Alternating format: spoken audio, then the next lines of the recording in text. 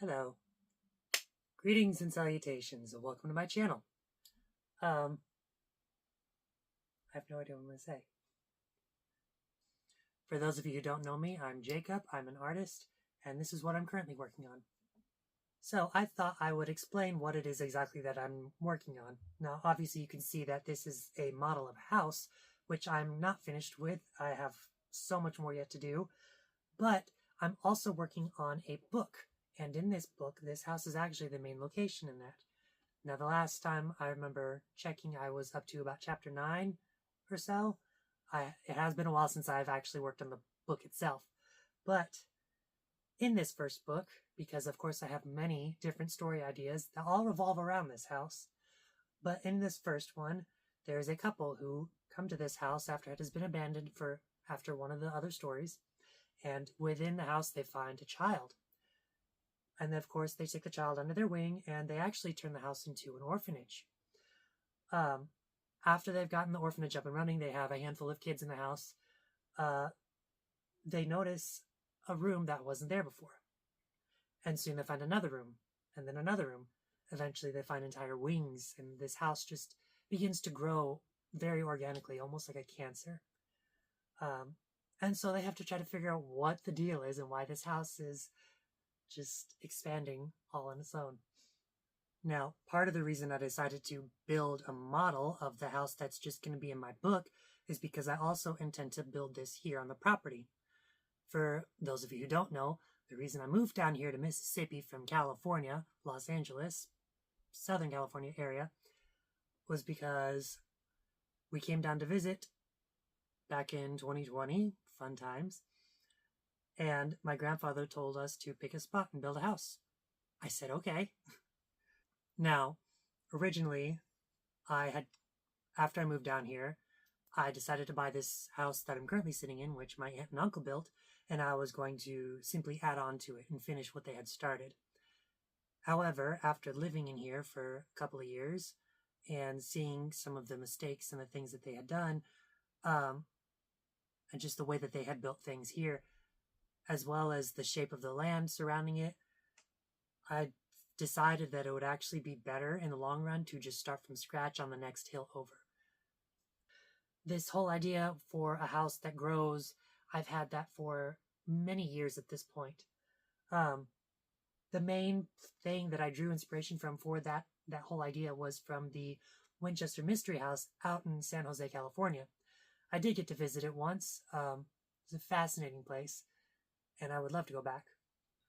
But in addition to the Winchester house, I also drew inspiration from a lot of different houses, most of them from movies, and I'm going to take you around and show you all of the different little pieces that I brought together. So first and most obvious is right here in the front. This is very much the house from the Amityville Horror. The most notable aspect of it being these quarter round windows that kind of look like eyes. The next piece, or facade, or face, however you want to say it, is this right here in the middle. This one I drew inspiration from the Baker Mansion from Resident Evil 7. That one also kind of gave me the whole idea of the location, being that the game takes place down in Louisiana. And so it kind of gave me the whole vibe of the South. Next is this face over here. And this in particular was drawn, again, from the Winchester house, but specifically the way that it looked before the 1906 earthquake. There's a very specific piece on the house that I will show you here. On the south side now, over here, for this little bit, I actually drew inspiration from the house from A Nightmare on Elm Street, but really just half of it. If it was the whole house, then the front door would actually be down here in the porch. But then over here, this section is primarily drawn from the Haunted Mansion out in Disneyland in Anaheim, which, oddly enough, I've never been to Disneyland. I know, shocker. But the main inspiration is from that, in addition to a lot of the Southern style Greek Revival, antebellum type houses. Again, being that we're in the South down here. Next over is this smaller tower, which is a Second Empire tower based off of the mansard roof cap, but that one is primarily drawn from the Addams family. Now, down over there, the bay window and roof is primarily drawn from the house from the Texas Chainsaw Massacre, as well as a number of other Victorian houses that all have the same exact feature. Above it, the cupola, little square bit, is actually drawn from the house from Hocus Pocus. Just that little bit, just that piece. And then the dormer behind it with the pointed roof was drawn from House Beneviento in Resident Evil Village. Just the dormer. Now on the west side, you will see, stay here, the greenhouse. And in addition to the greenhouse, you have the most prominent part of the house, which is this big tower. Those two aspects I had drawn primarily from the movie Practical Magic. And in fact, the layout of the first floor, at least, was more or less the layout of that house in that movie. But then this right here, with the bay and then the overhanging gable roof, I had drawn, that was from Coraline, just one little part. Now, I do have an intention to add a pool here off the back, and it will also be enclosed.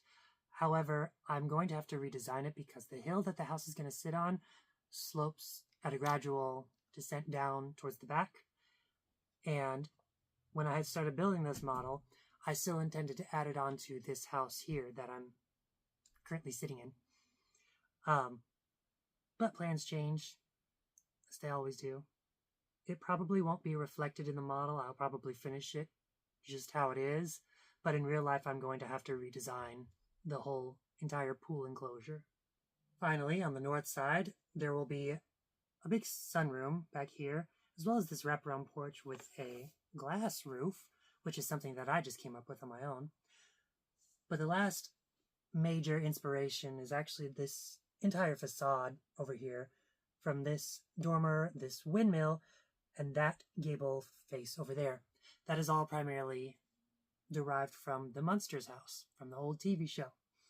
And then down here will be the garage. Now, one thing I want the house to be is completely self-sufficient. So you can see that there is a windmill here on top of that tower, and there's also a water wheel down there.